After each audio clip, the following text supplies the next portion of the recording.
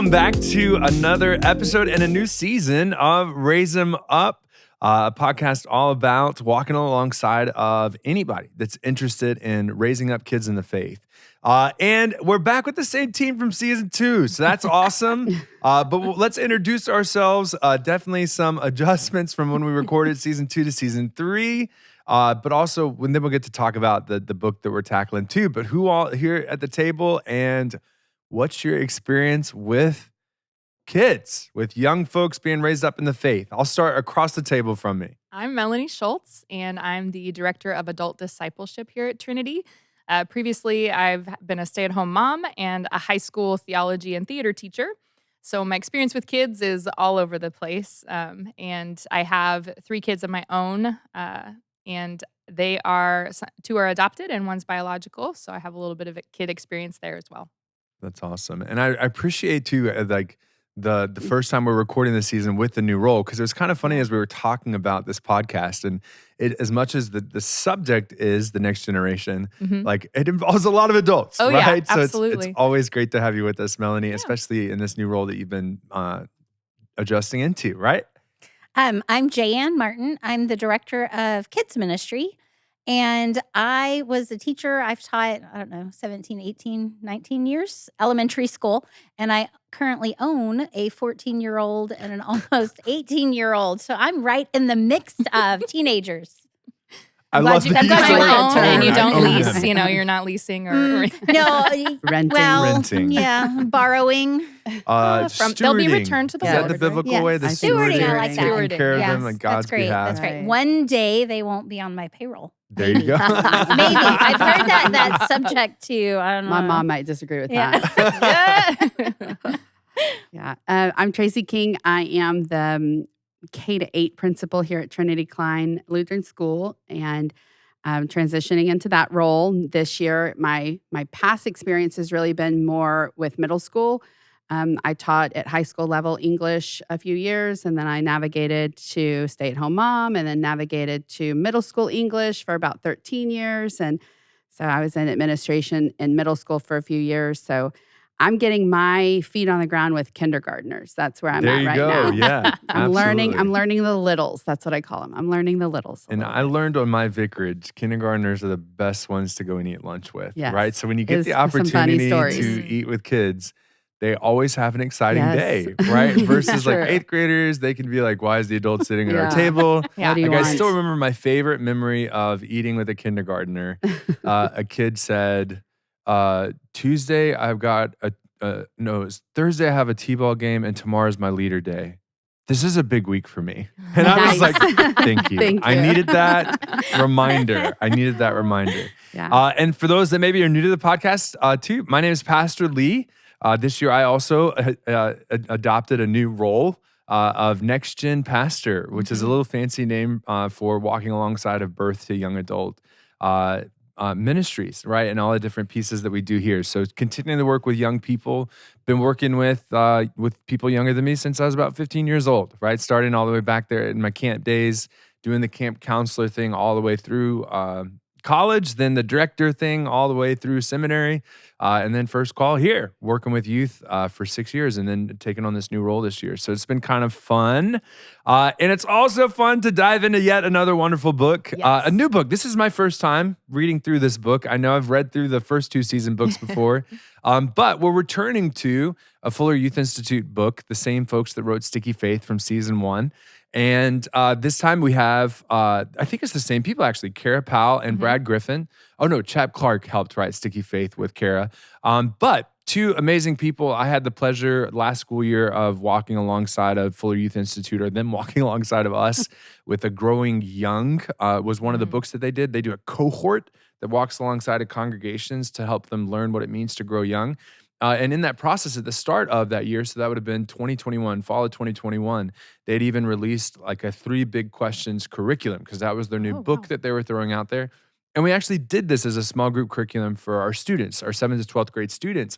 And I love the premise, right? So I already knew the premise before it gets started, but the idea behind it too is the idea of there's primarily 3 questions I love where the chapter ended with it too. They said this isn't just teenagers, this is people People. questions. Yes, Yes. people. Right? But three big questions that we will get to. But I loved how this chapter introduced us to it, just simply recognizing the fact that students, and this is mainly dealing with teenagers this season, right? Which, so if you're pre-teenagers, parents listening to us, like maybe this is just prepping you Get for what ready. is to come. You bet. But again, I love it because I think anybody listening at all, whether you have kids in the first place, these are three questions that we all wrestle with. But I loved what this chapter did in just unpacking the truth, the reality that especially in those adolescent years, okay, those teenage years, you are asking so many different questions about life. And so my question as we get started, as I love what Kara was able to do in this chapter, talking about her own experience and asking these questions.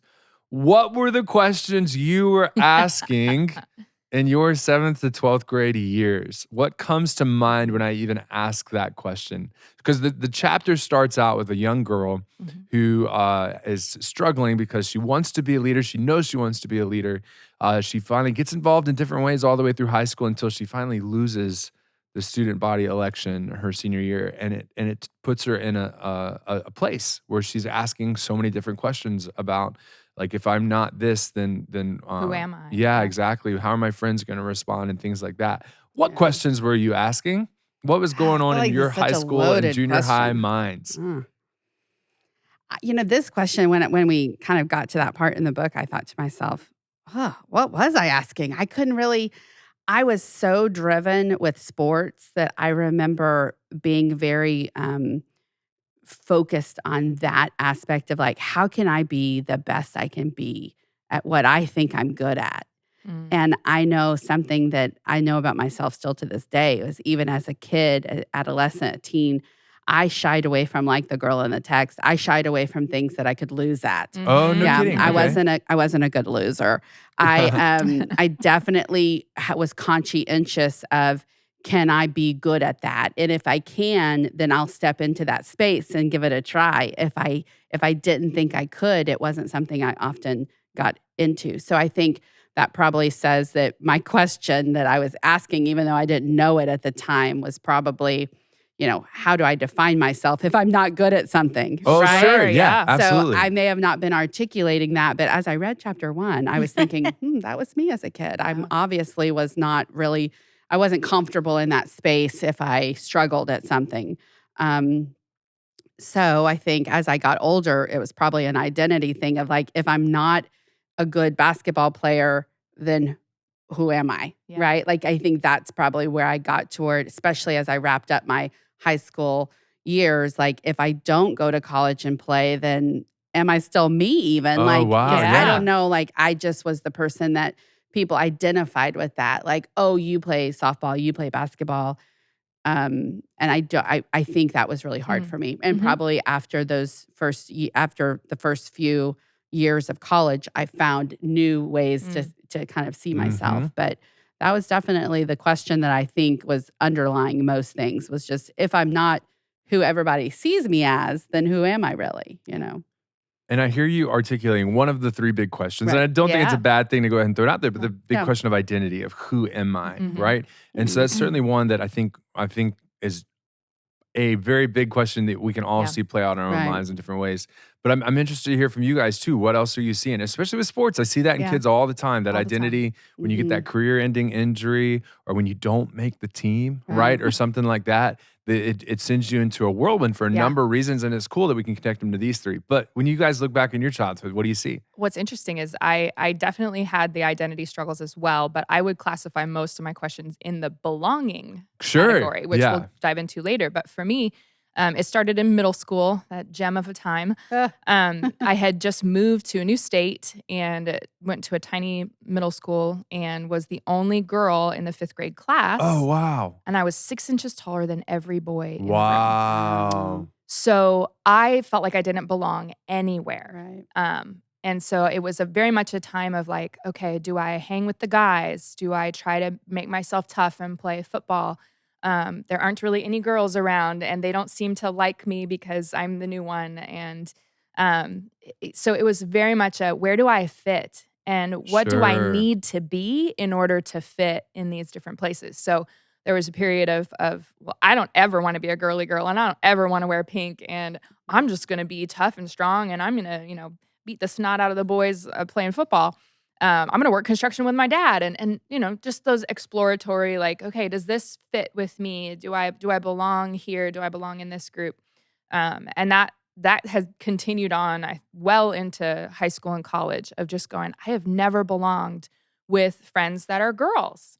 And Oh, how wow. that just Sure. like really affected me. And it wasn't until my adulthood that I realized how limited my friendships with girls were, because of how much I struggled with feeling whether or not I belonged. Right. So yeah, I mean, those were the big questions for me. Where do I fit when I'm too tall and all these other things? No, that's awesome. Yeah, and mine too. I think mine, when I look at it, I think I'm a combination of identity and belonging. I grew up in a smaller school Mm-hmm. through 6th grade. And then in 7th grade, we moved to a bigger city where it was a bigger Yeah. school, didn't know anybody, didn't, fit Yeah. anywhere, and didn't really, and fell in with the wrong crowd and Mm. thought, oh, well, these will be my people. And then followed along because I wanted to be part of Sure. that crowd. Yeah. And then throughout high school, I mean, I will say probably I don't know that it's, I would say, self-esteem, but just trying to figure out, how do I fit in to this society, which is so different from what I was used to? Mm. And I really didn't have, my parents weren't really, they weren't aware, and my mom worked 3 jobs sometimes. Sure. So they Yeah. were very busy, and just trying to figure out, okay, how do I fit into the social structure of things that are going on? Didn't play sports, ended up playing golf in high school a little bit, which was, just because my grandparents did. I was like, well, I can do that. Yeah. There is no athletic. If you guys ever see me running anywhere, y'all start running, because something is There's wrong. no other Chasing you. reason. I love Something it. is very, very wrong. So, yeah, trying to figure out not only who I was, but where I fit, Yeah. Yeah. and sometimes making who I was fit so that I could belong into a certain group. Yeah, and Yeah. I love these Mhm. connections, right? That's where the chapter kind of ends, is these 3 questions all kind of overlap in these 3 circles of questions of identity, belonging, and purpose. And those questions being, who am I? Where do I fit? And then how did they phrase, what difference can I make? Oh, yeah. Now, what's interesting is all of you guys are talking, like I'm seeing the overlap in my own life of all of those questions. Yeah. Okay. So I still remember even in 6th grade, right? So I went through public school the whole way through. But even though my elementary school and my middle school were like a couple of blocks from each other, most of my friends and most of the people I went to 5th grade with were going to a different middle school. So I was going to this middle school all by myself, asking that question. And then the same thing happened when I finally made friends at middle school. I was going to high school. I was one of the few going to the high school that I was going to. Everybody else was going to the other high school on the other side of town. Gotcha. So it was really interesting just the way zoning worked, I guess. And so at every step of the way, it was, where do I fit? Mm-hmm. I mean, who do I Who are play my sports people? with? Who are my people? What do I Yeah. do? And then along the way too, I still remember in 6th grade, like I remember I was a little artistic kid, right? I would draw things because my mom was an artist, like, so I appreciate watching her create. So I remember like drawing what my like outfit should be, like when it came time, because you I love always it. get to buy new clothes at the Right. start of the school year. And I was like, this is who I am. Like how I dress is really important for Right. whether or not I'm going to Yeah. fit in and all this other stuff. And I remember that very vividly. But then added to it was I watched both of my older siblings go through middle school, and they all did band and sports. So I was like, okay, I'm a band and a sports guy, okay? Because that's Mhm. what our family does, and my mom played piano. That was valuable to her. We did other instruments when I was in elementary school. But then you look at the rest of the world and certainly the people that you play sports with, and that is a weird person to Combination. be. To be. Yeah. Why Yes. would you do both of those? Why would you be artistic and athletic? And so my Right. whole life I lived with that. What does it mean that I'm a creative person? What does it mean that I'm doing this? And I love playing sports, right? So I was Yeah. always wrestling with that. But then tying it to like leadership things, Mhm. I just naturally wanted to do leadership things going through. But what's funny at hearing you guys talk is, for me, it wasn't so much identity or even belonging, but purpose, Yeah. right? So I knew if I were to take on different leadership roles in different places, that I would have a purpose. The same thing with the sports team, actually. It wasn't so much about fitting in. I had friends on both sides of the aisle, so to speak, in all of my classes and things like that. So, and that was the other thing, being a kid in honors classes and playing sports, it didn't line up with the way media and all Right. that stuff projected athletes to be. So it was more so about what difference can I make, or what purpose can I have Mhm. for my own life. So even playing sports, like if I didn't make a team, Yeah. well, what am I supposed to do with my time? Like, what can I do? Right. You know, if I didn't get into a role, like I lost class officer one of my years of high school. And I remember, like, what am I supposed to do then? We were going to do all these cool things for the student body. Yeah. Like, what can we do now? Right. You know, how can I still do something? The same thing in college. When I go, I think about that. And it's so funny in college when I did student government stuff. Like, everybody was telling me, like, I'm going to vote for you for governor of Alabama one day. And I was like, I do I not. don't wanna do that. I do not want to be a politician. But that's what they all thought, because all of Yeah. all the other people that did student government were chasing down whatever was going to That get them into path, grad yeah. school, you know, just a position. That's all that mattered to them. For me, it was like, no, we need some real change. Function. And so the idea of losing any one of those elections made me go, well, then how can I make a difference? How can I actually do something? So it's really cool to see all this play out in all of our own lives. And I hope our listeners are kind of doing the same thing for themselves Yeah. of what was their story, where were they walking. Every transition we do that, we have to discover who we are in the Yep. midst of different people. And I would imagine, though, that's a different, I heard moving, you were here, right? So you I had the was. same crowd, so to speak, right? I did. So I went to Trinity here as a kid, and that was back when we were one class per grade. So Wow, okay, literally my yeah. circle was like 20, 25 kids every year. But I would say that when it was time to transition to high school, my freshman year, because I love sports and because I felt like that was where I needed to grow my pond a little, Mhm. I went to Klein Oak here, the large public school in the Mhm. area, and I was one of, instead of 20 kids, I was one of 900 There freshmen. you go. You Yeah. know, it was a huge transition for me. And when you were talking about, just belonging, that kind Mhm. of rang to me then as well, because I carried a little shame, I think, from like being the kid from the Christian school Sure, down the Sure. road. They were Yeah. like, "Where did you go to school?" And Yep. I found myself a few times like not being truthful in answering that question, like, Mm. "Oh, I'm from out of town," because I Oh, was like, wow. I don't really want to explain to everybody that I went to the school down the road. I remember that I felt so different from everybody else, Sure. and that was and ultimately, I think that's why I ended up back at the Lutheran school, the Mhm. Lutheran high school, because I did feel like it was my people. It was the question of, Sure. do I have people here? And if I'm feeling like I don't belong, where do I belong? But yeah, that was a really tough transition, going from a very small school that's Christian based, and that was our purpose, right? You Mhm, knew your mhm. purpose when you were here. And then going to somewhere I was like, well, I don't have that purpose. Nobody else seems to have that purpose, which is a fallacy, of course. There were Right, plenty sure, of yeah. people. Mhm. There were plenty of people. I just didn't know how to find them. I didn't have Mhm. that. I didn't have that life skill, really. Yeah. And I think that's something that we've learned over time, is that that's something we develop in our students now. Mhm, Whereas mhm. back when we were a smaller little school, we didn't necessarily do that. But yeah, that transition was definitely a sense of belonging to Mhm. not belonging. Absolutely. And Real I brought it clear. up because I think that's a common experience I've seen play out Yep. in working with the teenagers here, is like, especially like the journey off to college is so difficult for Right. them, because and the idea of making new friends or different friends. Well, I went to school with these people for 18 years of my life. And I still remember, like, my best friend my whole life, we did get to go through elementary school, middle school, and high school, right? So from Yeah. kindergarten onward, like, I knew this guy, and so we met new folks along the way, but there was at least that consistency. And I remember, right, when we were going off to college, all of my buddies, like 12 of them, all went to the same school. I went somewhere different, Mhm. and that was so hard. And then it's funny, then going to seminary, same situation. Going off to when I worked in Maine, Right. same situation. Going off Yeah. to vicarage, same situation. God was teaching me what it meant to broaden that Right. Mhm. understanding of what it means to belong. And I truly think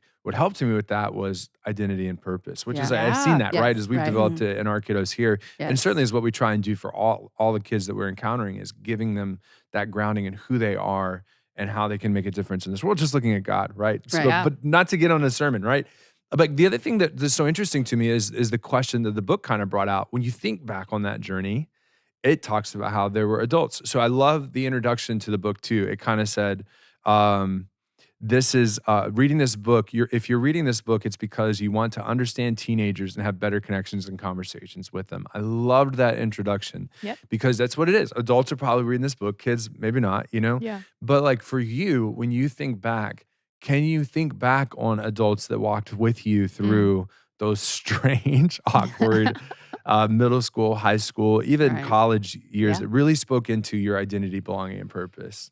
Yeah, I mean, I think for sure I was surrounded by people in the coaching world, that were plugged into me as a student, as a player, as a person, and I think that's why I value that relationship so much, that coaching kind of mentorship relationship.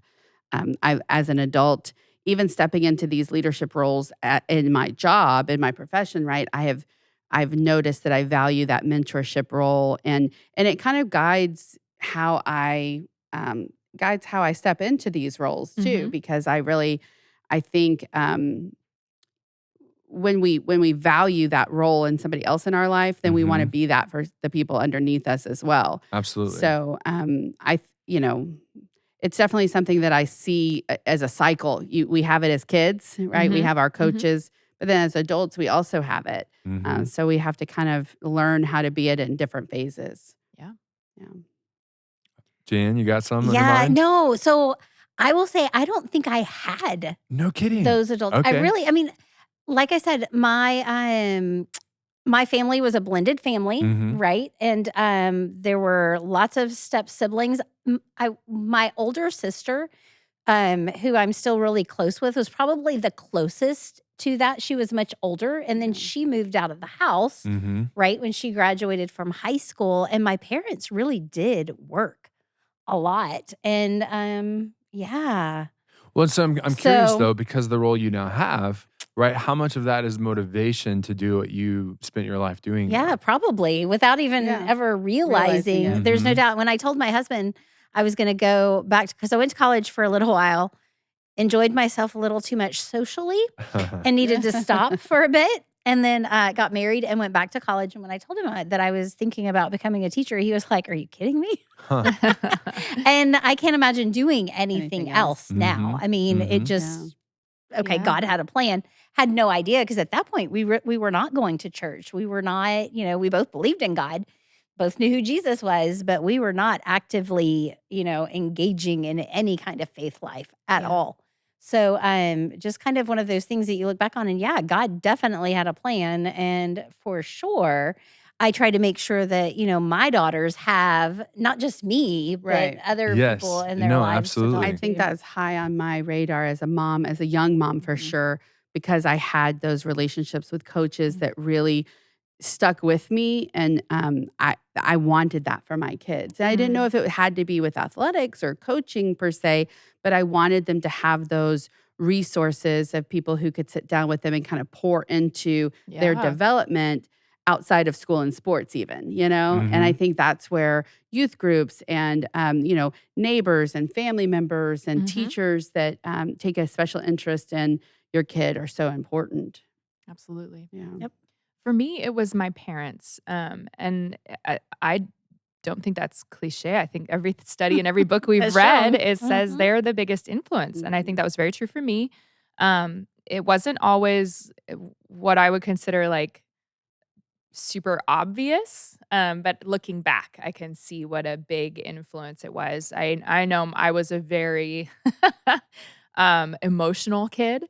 And my mom, I'm sure I gave her half of her gray hairs because I think she just worried about how hard I was wrestling. I love the picture that they paint that everybody has these questions about identity and purpose and belonging, but for teenagers, it's a constant rolling boil. Yes. And for me, it was a like highly emotionally charged. Do I have any value if people don't value me? And I remember my mom really pouring into me Jesus's promises and just being there for me and loving on me in those big emotional turmoil places, even if she didn't have the answers. She just would cry with me or sit with me. And my dad also just being a strong presence of like, yeah, you can do this. Yes, come work construction with me in the summers. Yep, I'm going to make you mix mortar and haul rocks and, yep, let's do it. Just to kind of give me some of that confidence, and also connect with me, even though, oh, I'm a girl, do I fit here or not? So in those ways, those were the adults in my life that were consistent presences with their very different strengths, very different personalities. And then certainly other voices coming in and speaking truth, like professors in college. Man, Right. oh man, those were some wonderful things. Some high school teachers that encouraged me to consider teaching, and some of those things. So definitely people speaking in at different times, but for me, it was very much the consistent voices of my parents.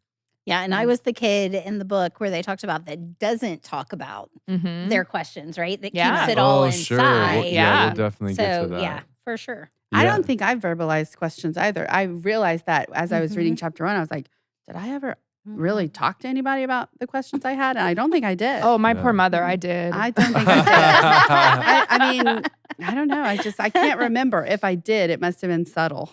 No, that's good. And we'll definitely I think that's a good place to land the episode when we get there. As like we get to talk about all the different Mhm. questions that these kiddos are having, but then the importance of actually what does it mean to embrace those questions Yeah. too. On the question of like adults in my life, like teachers and coaches were huge. And I think that was because my family is full of teachers and coaches. So on my dad's Mhm. side, my grandmother was a teacher, always knew that, always talked about it. And then on my mom's side, I'm telling you, there's 4 or 5 or 6 teachers and coaches all involved in it. And so there's a level to which when I finally had the time to have teachers and coaches, I respected them so Yes, much yeah. just because of how much I respected my own family. You And so bet. I naturally gravitated to teachers. Certainly listening to coaches as well. I especially think of my high school head coach for my sophomore through senior year, being Coach Way, man of faith. Coached offensive line too as a head coach. So that was kind of cool. That is cool. But the way that he would try and pour into you both ways, he also was the guy that taught physics, which at least at our high school was for if you'd taken higher Yeah. level classes. Yeah. So to see a coach that was teaching a higher level class affirmed my identity that it is Yes. okay to be smart and be Both. an athlete. Yep. Right. Things like that. And then I think of too, like I think I'm here today because ultimately the adults that really poured into my life where I found my deepest connections were the ones in the church. Wow. So especially like my home pastor that I got around 6th grade, right? Very crucial time. Mhm. Like he saw something in me that I don't know if I was acknowledging myself of that whole idea. I tell people when I was 14 or 15 years old, I knew I wanted to be a pastor. Yeah. And it was him, along with some other adults in my life, the volunteers for youth group, because we didn't have a youth ministry staff. Yeah. We weren't that big of a church, but the volunteers that saw something in me said something to me and said, you really get this and understand this. And it gave me Mhm. purpose, right? It fed my identity. And certainly, like, if there was one place I could go, school was confusing, Mhm. practices were confusing, classes were confusing, right? In class, do I fit because I'm an athlete? And Yeah. at football, do I fit because I'm not in all their classes? Yeah. All this stuff. But at church, I always knew I belonged, right? I'd grown up with those people. I'd gone to church with them. They'd seen me. They knew my name. They talked to me. They didn't just Yeah. ignore me. They didn't think I was Wow. lesser than because I was younger or anything like Yeah. that. So that was so powerful for me growing up too. So it's just a really cool encouragement all around reading this chapter. But let's dive into where we want it to go, right? I thought it was also, guys, if you haven't started reading it, you get ready because Yeah. it is addressing the fullness of all the questions that teenagers are being bombarded with. Because here's the other thing. When you sit there and ask yourself, what questions were you asking? Uh-huh.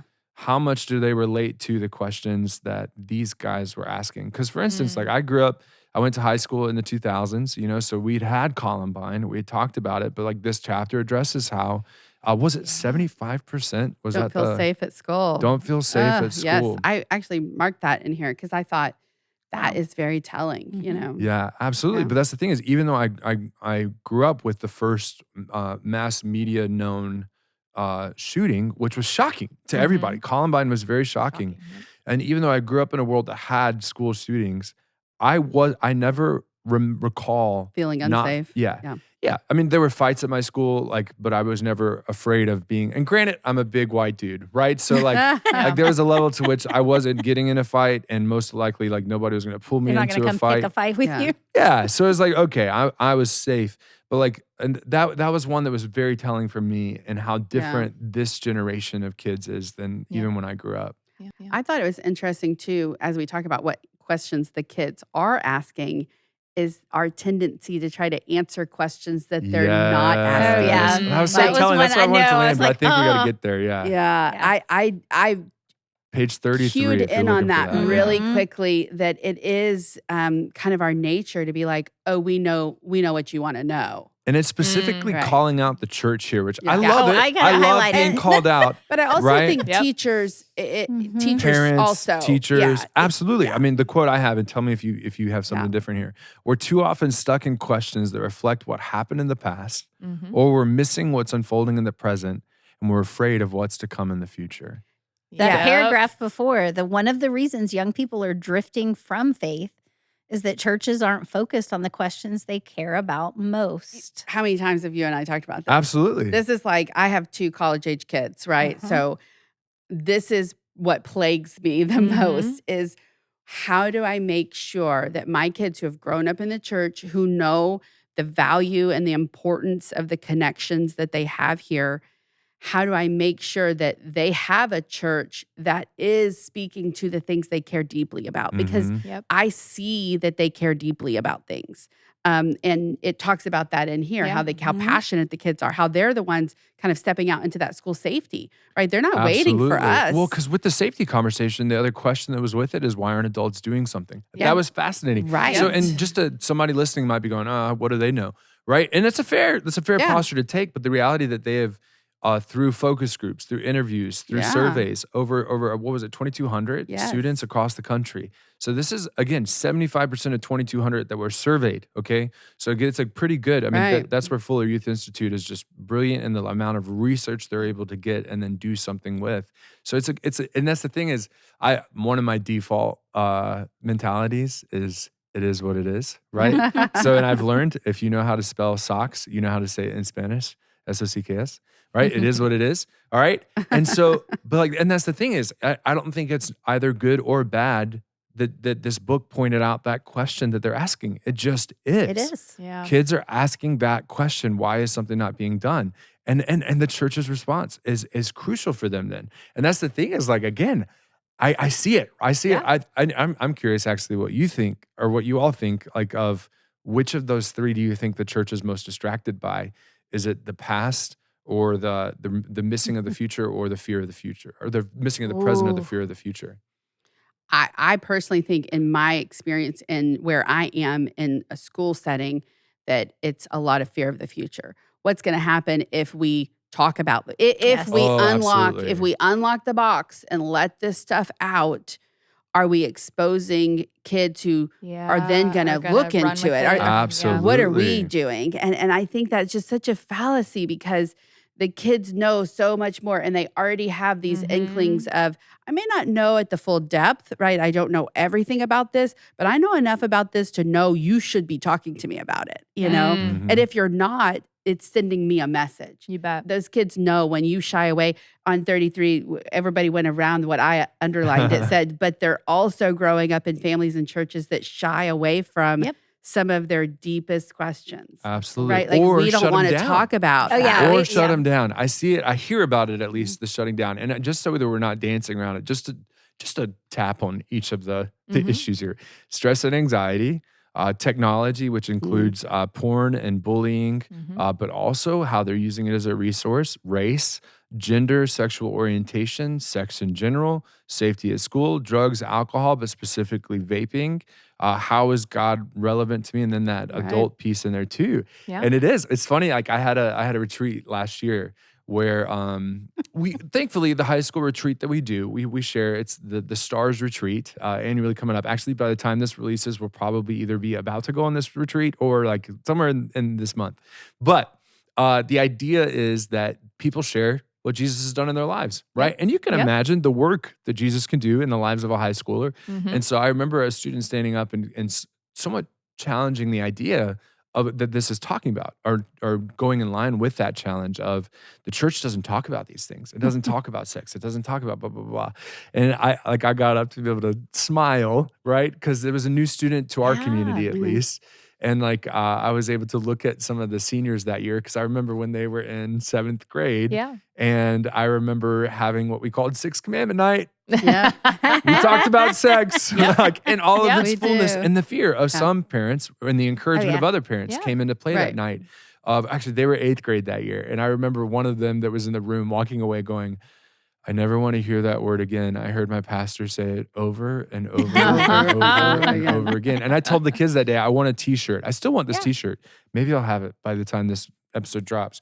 But like that says, I'm willing to talk about Yeah. and have like sex, porn, vaping, addiction, Yeah. Yeah. anxiety, depression, suicide, like Yeah. all of these things, Yeah. just because I want kids to know there are safe places Absolutely. in the people of Right. God to have conversations.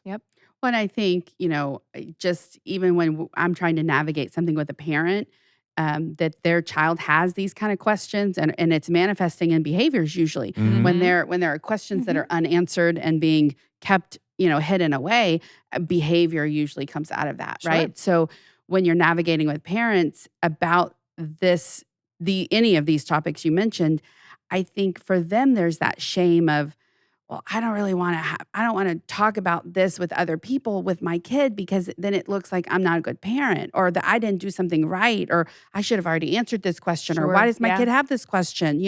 There's all these things and then our shame as adults and Mhm. parents Oh, yeah. are just so readily available to our kids. Yep. They see it, they feel it. It's like it's almost Mhm. intense. And I feel like we need to talk about the reason why we don't share is most often based in fear. Right. And so like when we understand that we as the adults are afraid, we need to shut that down Yeah. because God has not given us a spirit of fear and Fear, timidity, right. but power, love, and self-discipline. Yeah. Self-discipline is exactly what we want to hand to our kids when they encounter these difficult questions Right. and like temptations and things. We want them to know that they have power, that they are loved, and that they have self-discipline.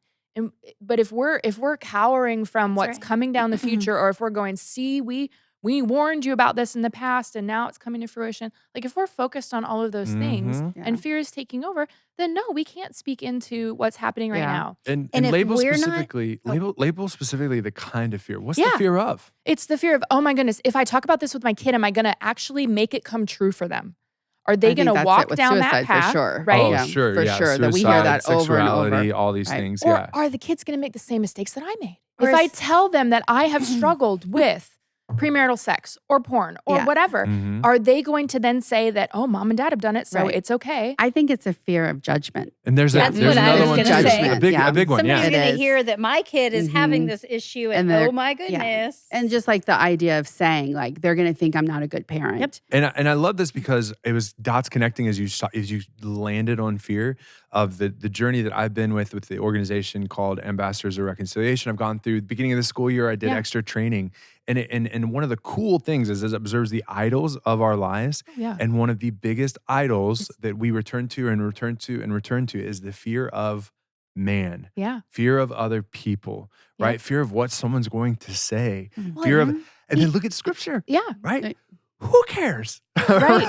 Right. The fear is just it is the most impotent, but seemingly the strongest and biggest thing deterrent Yes. for us. Yes. Like it has the least amount of power, and yet we give it the most power. Yeah. Right. Yes. Because it often doesn't materialize. The Well- things that we're most afraid of don't Yeah. often happen, Exactly. right? And Yeah. that's just the way it is. We mentioned judgment for a second, and I just kind of want to go back to that because yes, we fear judgment from other people, but sometimes I think we fear what our kids are going to think of us. Yeah. If we go there Oh, and if we lay interesting. down the law and we say like this is not good for you, if I'm too harsh, if I'm too judgmental, or like if I say it like it is, or if I quote the Bible at them, are they gonna tune me out?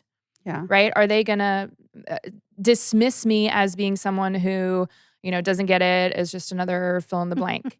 And so I think judgment of man, absolutely. Whether it's somebody outside the family or how you're worried about your relationship to your kids and how it might change if you start to get real with them. Like Yeah. that's another fear of man that is just I think kids hindrance. value authenticity. Amen. We so say this. Yes. much. Yes. So we much. say this all the time. And they also have a radar for unauthentic goodness, behavior. yes. Mhm. So if you're not being authentic with a kid, especially in these preteen, early adolescent years, Mhm. they just know it. And not only do they understand you're not being your true self Yep. with them, they also just know I can't be my true self with you Yep. because Yeah. you can't even be authentic with me. Why would I think I could reciprocate? And you know? you're clearly withholding something. Mhm. And Yeah. so There's a therefore motive. Yeah. Yeah. And that's where I say like the whole like we fear what other people have to Yeah. say. But my thing is like again as Christians, the only person that has something to say that we care about is God, Yeah. right? And what does God have to say in the face of mistakes? I forgive you. Right. Uh-huh. What does God have to say for us? I love you, right? Over and that's the and thing is for over your and kids over. too. It's so important for you to see that and to unpack Yeah. that and again be honest about it because I still remember a pastor that told me he had served a long time at the congregation. He had retired by the time he told me the conversation, but he had served long enough in the same place that he had this like teenage boy, middle school boy come in to talk about porn and being addicted to it. And the kid starts confessing and talking, Yeah. and things like that. And the pastor looks at him and says, I still remember when your dad came in here and had the same conversation with me The kid's face. and your Oh, wow. grandfather. Right? Right? So it was Wow. like, okay. Like, Yeah. and How so it's for that kid to freeing, know I'm not yeah. alone. And I think that's Right. what kids do all these days. Yes. They think They're the somehow. only and, one. and what's really cool is Satan's so there's, good at that. there's a book I still want to pick up and read. It's a new one called Low Anthropology, which is a fancy word, but anthro is Human, humanity, yeah. human. And so a low perspective of being Oh, human. Yeah. And what it's basically saying is allow yourself to be human, Right. right? Yeah. Allow yourself to be imperfect. Yeah. Right. And again, don't embrace it in the sense of I'm gonna go around doing everything because I'm not perfect. No Right. rules. But like no one expects, at least for me, I don't Mhm. expect anyone to be perfect. I'm not shocked when I found out someone has made a grave mistake or anything like Yeah. that. Because I know when God looks at me, he's not shocked. Yeah. He's not surprised. Well, and I think that's and it's hard for me. I being willing to kind of fall apart, allowing kids to say, "Hey, look, things are tough and it's okay. You don't have the answers to all this and it's okay for you to fall apart. I fall apart too." Yep. Like Mhm. I feel in pieces sometimes Yep. also. Because I think that whole fragmented self is where kids are in adolescence, where Mhm. they have parts of themselves that they feel good about, and Yeah. they have parts of themselves they have confidence in, and they have these other parts that exist in the exact same time frame that just make them feel like they're crumbling to sand. That- They're like, I feel so weak. How can I feel strong here but so weak here? How can I be so confident in this question but so unsure in this question?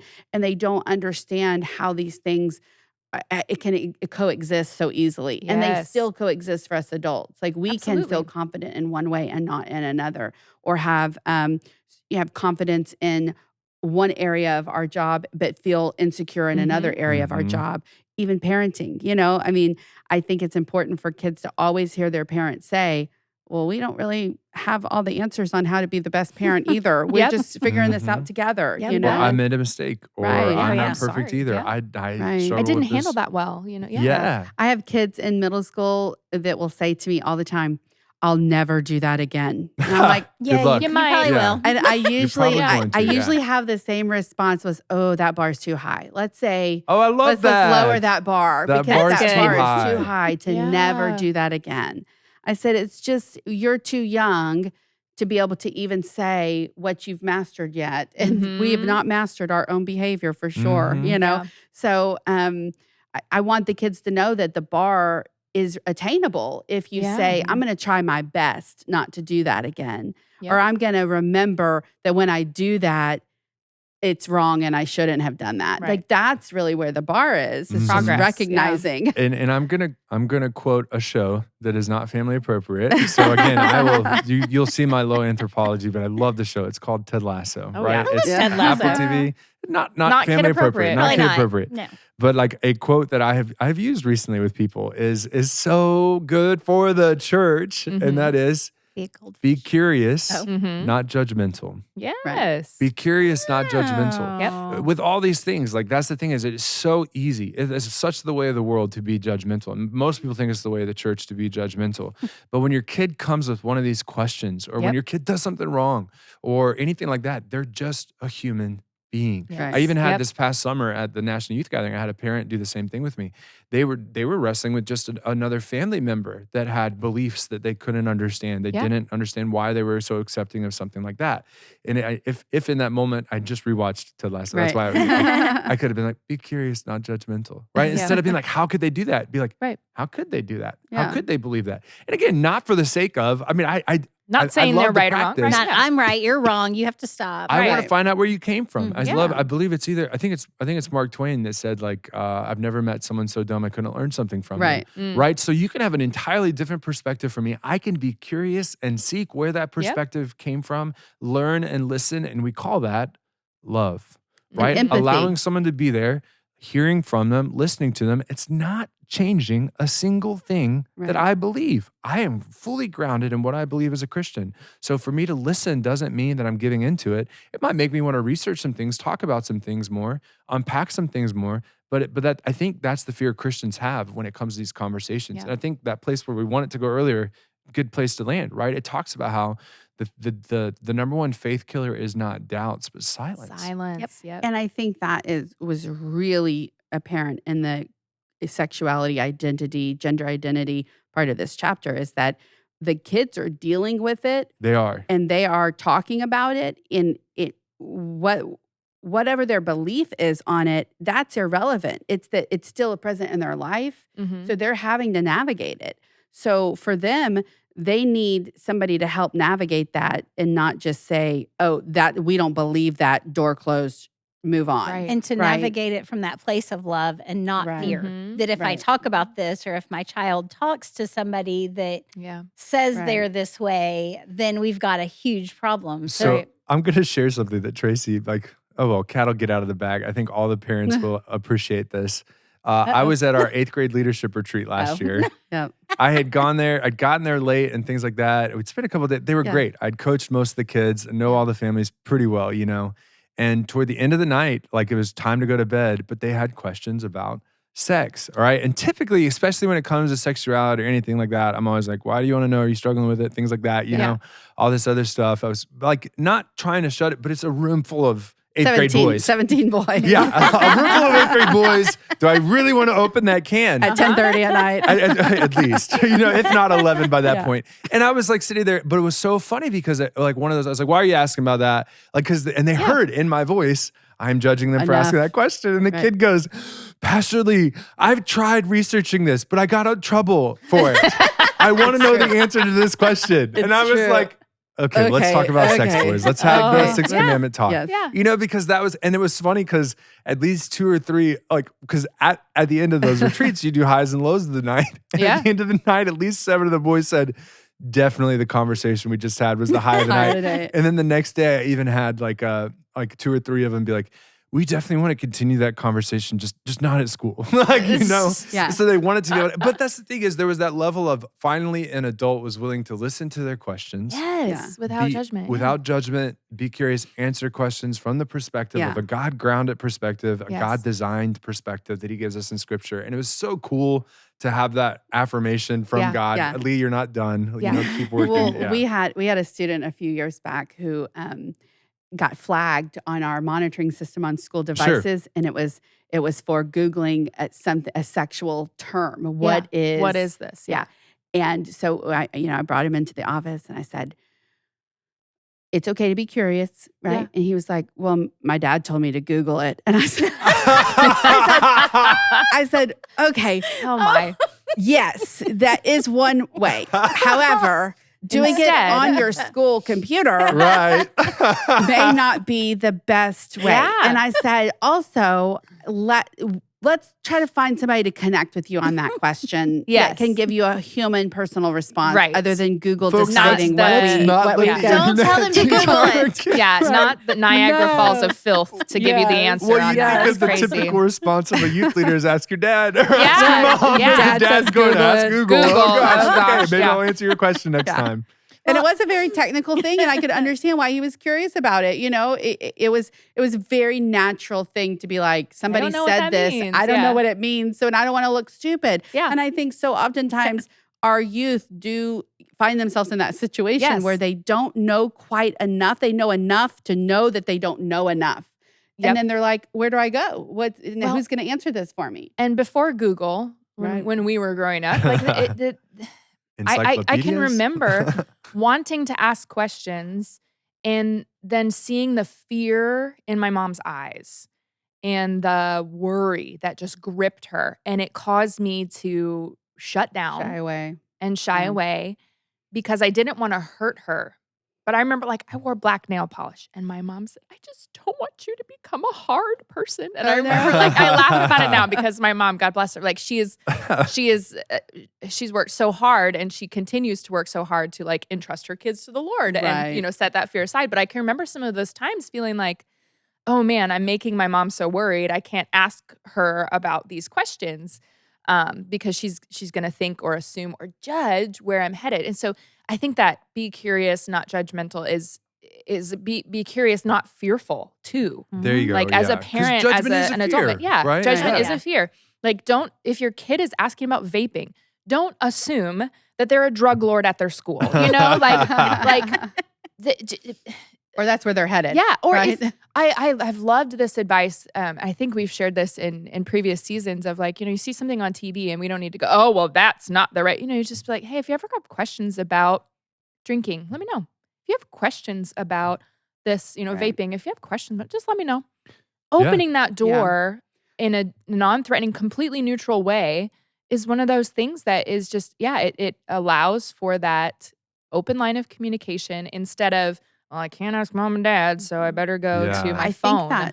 think that Or my idea friends. of Mhm. the church being curious, not judgmental, Yes. is pivotal Mhm. when Ooh, you think yes. about what the book Oh, yeah. says in chapter 1 about 40 to 50% of kids that grow up in the church and in the Mhm. faith are then leaving. Exactly. They're falling away from that. Yeah. And it's because of these topics that they feel deeply about. They have questions about. They have they have empathy for other people. And I think sometimes, and I don't know if it's all church or just a human nature thing, but sometimes we look at empathy and we think compliance or, you Advocating, agree. yeah. You advocate for that. And I think it's totally possible for our next generation of adults to be able to have empathy for things that they disagree with. Mm. I think it's a skill we should Crucial. foster. You Yeah. have to. Yeah. It's especially when you see the church, again, it's not necessarily the church is in decline in that sense, but you see, because especially Global South, it's booming.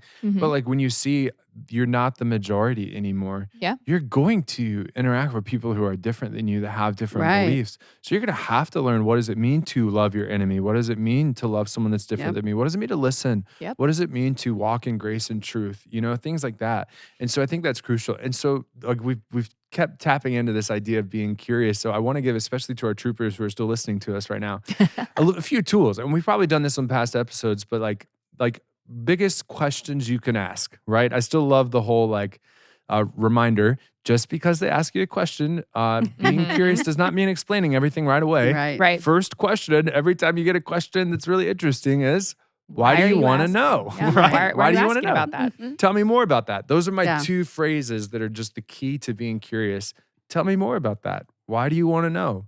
Or ask questions like the TV thing. I still remember that episode really well for us. That was back in Sticky Faith of pausing and saying, what do you think about that? How did you feel about that? Mhm. And again, what I love too, and did they point it out here, how many times Jesus asked a question? Isn't that toward the end of the Yes. chapter? Yep. Mhm. Yeah. 300 or something 300 crazy. He's sometimes, yeah. Obviously brilliant because he's Yeah. God himself.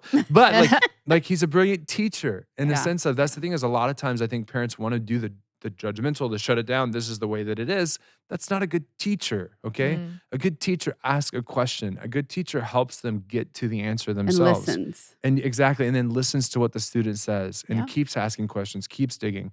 Yeah, there's a level of correction that happens with Right. it, but and probably easier said than done Yeah. because you want it done. You want it over and Yeah. quick, but over and quick causes that silence, both on your part Right. as a parent or as the church, but then also on their part too, of shutting it all down. Bet. Yeah, for sure. It was 307 times. Jesus himself asked there you go. 307 go. questions. So it must be a good practice for us to take up. Ask questions. Absolutely. Ask questions. And I think, and this is, I can tell you from working in student ministry for 6 years, there's a level for me that I don't want to assume what conversation the kids want to have. So again, I hear safety, I hear tech, I hear porn, I hear race, I hear gender, sexual orientation, sex in general. Like I hear all these and I'm going, okay, but if I started like doing those all the time, it becomes a different environment maybe. Mhm. So there's a level to which I genuinely just want to hear from the kids. Yeah. What do you want to talk about? What Yeah. questions do you Yeah. have? Every day in class, I'm always asking them, what questions do you have? Yeah. They're always silent. But Crickets. maybe I need to actually like dedicate Yeah. days or moments, or I'm able to lead a small group this year and things like that. And maybe it's the same thing. What questions do you have? Yeah. Maybe we tackle what we talked about. Maybe we don't. But just to get that adult who's willing to listen with curiosity, to see the kid across from you who is new to the world. I think that's the other thing parents Yeah. forget. Like we've all lived a very long time, right?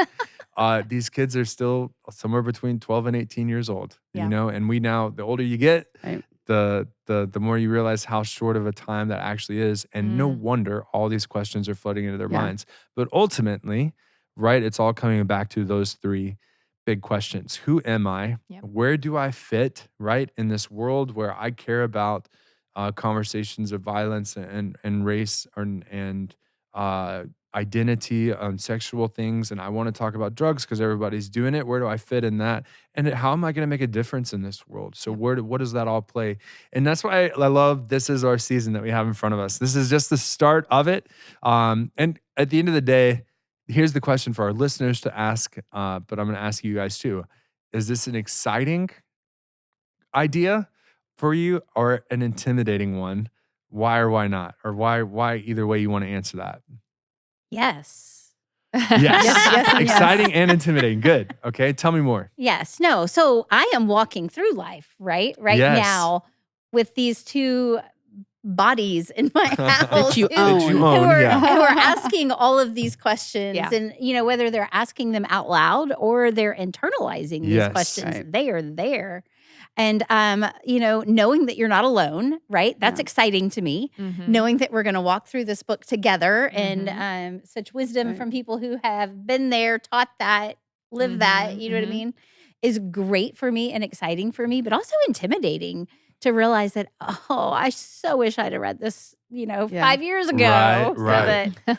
So, yeah. I told a kid yesterday, I said, if it was easy to just grow up and become an adult, we could do it in 10 years, maybe or 5 years. Why? It takes us sometimes 20 and 25 years to Mhm. really grow up and feel like, Yeah. okay, I've got this kind of down. And I Yeah. said, then you start as a parent and then you got to do it all over All again. over again. Because then you're a little newborn parent and you're new and having to grow up into parenting. Yes. And now I've been a parent now for almost 23 years, and I'm thinking, okay, I get it, I got it. Like I know what I'm doing, I think. And then now the next phase will be grandparent, and you start Right. over. Yep. And so all of these processes, I think it is intimidating to think about how hard it is for us to get from being that little newborn that doesn't know everything to Mhm. the sufficient person in that whatever phase of life we're in. Mm. But I think this is probably the hardest phase for our kids is this, what we're talking about, Yeah. this adolescent phase where they're really trying to figure out like, how do I grow up? How do I survive all of this, Yeah. And how do I come out on the other side and have people proud of me? Because I think that's a core human desire is for us to have people who are proud of us Mm. and who look at us and think, you've done a good job. Yeah. It's just positive affirmations are so important. And even when kids don't ask for them, they need them. And just that they're loved. I mean, holy Yeah. cow, just that they're loved, that you know who they are, that you're curious about what they think. Say their name. Yeah. Yeah. Excited, intimidated? I am excited. I'm really excited because I think the biggest question I'm excited about is the purpose question. Oh, okay. Because I think we're in a time, and I think I've kind of grown up even in a time where purpose was never the goal, really. Like making a Mm. difference wasn't necessarily the goal. It was more about like being happy. Yep. So the purpose was finding fulfillment. And I think that's non-biblical. Yeah, yeah. And it can set you on a crazy path. So that's the one I'm excited to explore. And because I think that the current generation is seeing more desire to make a difference and have empathy I agree with and that. care for people, and have that outward use of their time, energy, and talents. But I also think there still is quite a lot of clouding in that. What is my Right. purpose? Yeah. What makes my life a good life, or a life that makes a difference? I think I'm excited to see some clarity come out in that and how to approach that big question. Awesome. Yeah, I'm excited for it in general. I think I'm whatever season of life I'm in now. I'm like intimidation, get out of the way. There's Yes, too many let's great go. conversations Barreling to ahead. have and things like that. In this chapter, I'll let the folks read it for yourself. It ends so well of reminding ourselves of the adults like you, listeners, that are in these kids' lives that can speak into their purpose, their belonging, and their identity in powerful ways that can change the Right. course of lives. Absolutely. Apparently, it was just such a powerful ending to the chapter. But again, won't give it away. But I'm excited for next week. So next episode is going to be learning to listen for answers, which I love just the title because again, that's about being curious. It's about loving. It's about listening. So listeners, be sure to find us on the Facebook, Raise 'em Up Podcast. Be able to like us there so that you can be following along with us. So wherever you're listening to us on, subscribe, whether that's YouTube or Spotify, it's all sorts of different options now. So by all means, and ask your questions. Yes. I would love it. I would love it to continue the conversation with you. Like I'm from the Use Midwest. guys. Where are you from? With y'all There you as, as we get to continue down this season. But until then, you guys have a wonderful time. We'll see you next time.